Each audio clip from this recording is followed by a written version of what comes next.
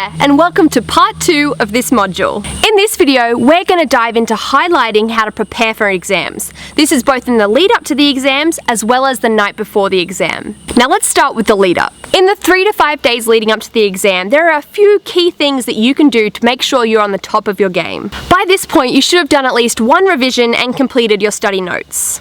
So the days leading up to the exam should be more about revising specific areas that you still need to work on.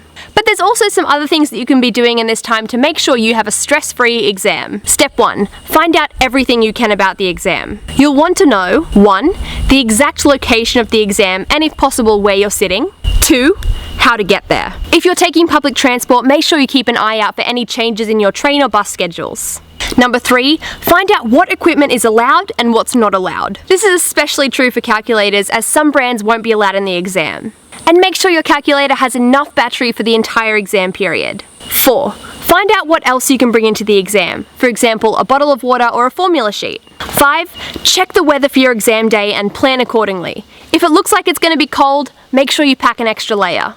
And if it's forecast to rain, make sure you prepare for possible changes in public transport schedules. Step 2. Prepare your body to follow a regular rhythm. Sleep at a set time and wake up at a set time that fits your exam schedule. Step 3. Make sure you understand the structure of the exam fully.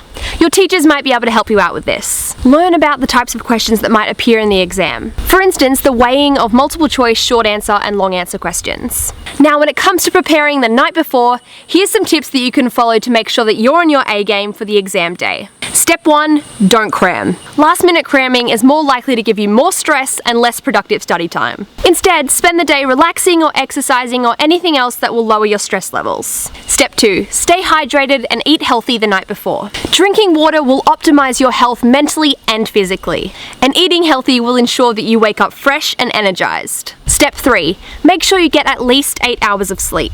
A lack of sleep could cause drowsiness and severely impact your exam. If you plan ahead and factor in these steps, you'll definitely reap the benefits without inflicting unnecessary stress on yourself. In the next video, we'll cover how to approach exam day. I'll see you then.